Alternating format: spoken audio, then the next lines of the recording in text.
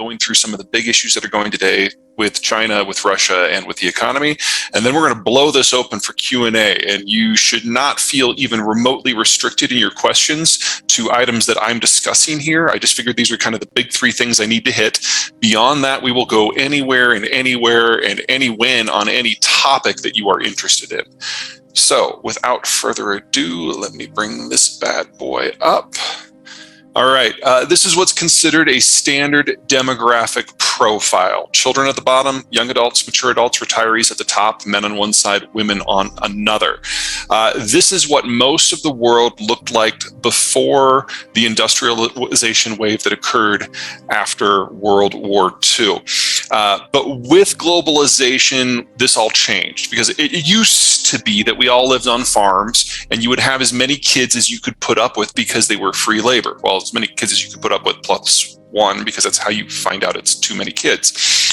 But when you take an industrial job, which international trade made possible, those were all in the cities. And as you move off the farm and into the cities, you have fewer of them because kids go from being a free source of labor to a massive expense and headache. And over the ages, the Korean demographic has shifted to this. The whole world has gone with the Koreans, starting from different points, going at different paces, but this has changed the economic structure of the world, because when you're a young system like this, it's all about raising kids and buying homes and buying cars and going to college. Young people do all of the spending in a modern economic system. That tends to make it very inflationary. But an older system like this, it's all about the high value-added workers who are doing everything they can to save for retirement. They've got decades of work experience, their incomes are high, their kids have moved out, so their expenses are low, and they're generating a lot of spare capital for whatever they need to do. What is going on right now is the world is changing from this to whatever is next.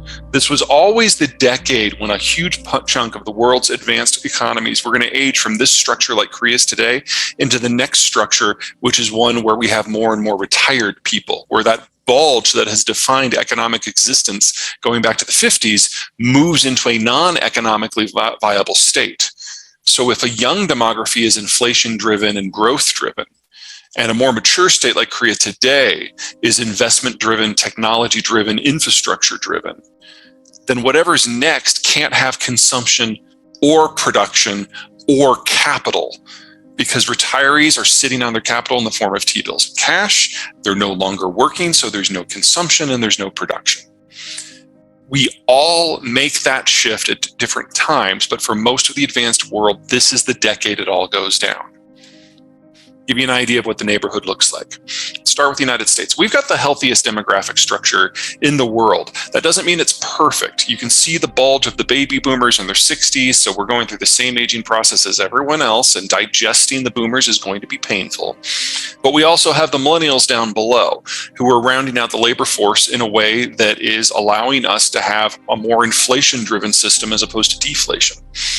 You'll also notice that there's that big gap in the roughly 5 to 10-year-olds. That is a mix of two things, or three things. Number one, that's the Gen Xers kids. Small generation generates a small generation. Number two, it's the aftermath of the 2008 financial crisis. When people aren't sure of their prospects, they tend to have fewer kids. And third, it's the millennials doing everything that everyone has ever done before them, just with a 6-year delay. And so that was kind of the bottoming out of the birth rate. You'll notice it's already coming back, and preliminary data for 2022 and 2023 looks very positive. So we are looking at that base widening out again. But these shifts, these ins and outs of the demographic structures, they're actually going to be the single biggest factor that is shaping the labor force, our capital markets, and our economic structure for the next 50 years. And that shouldn't be a surprise to anyone, because that's how it's been so far. The same holds true in Japan. On the whole, demographics shape destiny. But here it's just that the birth rate has been so low for so long, they're well past the point of any sort of demographic regeneration. About all I can say that's positive for Japan is they've seen this coming and they've done some planning. Automation in life, not in manufacturing, in life, is more advanced in Japan than it is in any other places. They have robotic nurses, they've got hospital beds that turn patients. A lot of the stuff that doesn't require a lot of brains, but doesn't necessarily require eyes and hands, has been automated. And that's allowed Japan to age relatively gracefully. In addition, the Japanese, while they can't accept migrants because they have such a firm sense of culture, they have been able to expand spending on things like childcare and healthcare to encourage young families to have more children. It's met with some success. And so Japan, while it is still the oldest demographic structure on Earth today, it's no longer the most rapidly aging. Still in the top 10, don't get carried away. But Thailand, Korea, China, and Germany and Italy are all aging faster. Which brings us to Germany. This was always going to be Germany's last decade as an industrial power. They're aging too fast. They missed the point to turn the demographic ship of state 40 years ago. And they just haven't had much luck with immigration. In the 90s, they were able to bring in roughly 1 million people from the former Yugoslavia. That helped. And then about 10 years ago, they brought in about 1 million people from Syria. The problem with the Syrian refugees, once you move past the cultural disconnect, is that these people were unskilled labor, and they were 85% male. They didn't bring their families with them. And so it's a shot in the arm, yes, but it's no assistance for long-term demographic regeneration. There's a hope, perhaps, that they'll be able to pick up about 1 million Ukrainian refugees who are relatively highly skilled. It would be an easier carry to culturally integrate them. But at this point, the demographic decline is so far advanced that by 2030, the Germans will no longer have the workforce that's necessary to do the things that we associate with Germany. And that assumes nothing else goes wrong. Nothing with Euro, nothing with relations with the United States in terms of trade, nothing with the Russians in terms of energy. And all of that is going wrong too. And then finally, we get the People's Republic of China. Now, this is already one of the fastest aging workforces in history ever. It's actually faster than the collapse of the workforces during the Black Death, during the Middle Ages in Europe. We also know that this is not the correct data.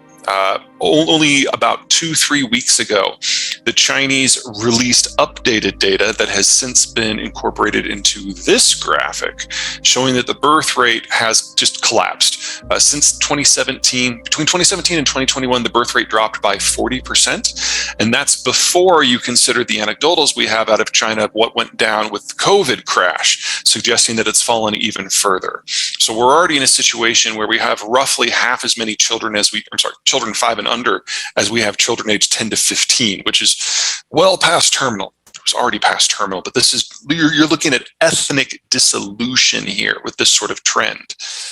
And that assumes this data is accurate. The Shanghai Academy of Sciences is publicly trying to stir up discussion about how, because of the one-child policy, people have been over-reporting births and under-reporting different statistics, especially when it comes to labor, in order to make the local provinces look better.